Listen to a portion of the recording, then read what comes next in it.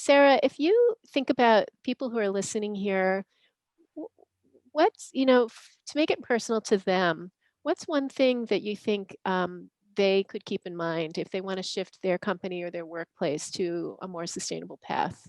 Does anything come to mind for you? Wow, it's a great question. Um, I have to say, when we talked about leading from the inside out right now with the COVID reality, I feel like is like first thing is make sure you're taking care of yourself, because sustainability is from the inside out. So hard it is as it is, whatever practices you do to stay centered and calm and focused and capable, and maybe even with some humor in these wild and crazy times, make sure you're doing that. Amy's really good at showing up that way.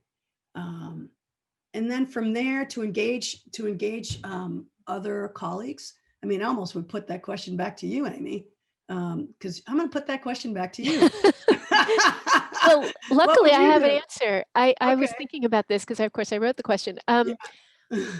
When I think about sustainability, my personal pet peeve about sustainability is when a company either focuses entirely on philanthropy, for example, the buy one, give one model, and thinks that because they're doing that, they are fully, responsible, and they're ignoring their own operations. So while that's good, it isn't the whole picture, right? So, and my second pet peeve is when a company literally takes the kind of low hanging fruit right off the bat, and then markets it all over the place and says, we're doing everything we can, which is typically packaging or,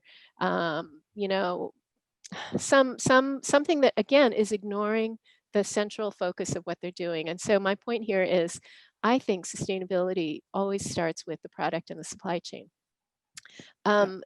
That's how we've thought about it. We went right into, actually prior to engaging with you, we hired somebody to conduct a product lifecycle assessment of our top 5 highest volume fabrics. And that enabled us to kind of understand, which ones were the biggest water users, which ones were the biggest resource users in general. Right. And it allowed us to rank them in terms of, biggest impact to narrowest impact. So we started with cotton. And we started to make some things out of organic cotton as far back as 2004. But it was a place to start. We recognized that we couldn't do everything all at once. We still can't. And we were, on a so it got us on the path. It allowed us to feel good about what we were doing. And Mm-hmm. then, when we started working with you, that really allowed us to ramp up and kind of pull out the big guns. So go deep, start with the product. Nice. And then I would build on that. Totally agree. And just say, I think having your own aspirational vision is great because that can be infectious. What do you want to create? And then go and find partners, like go and find allies. Because now we know from the system, none of us can do this alone. We don't, by definition, we don't understand the whole of it.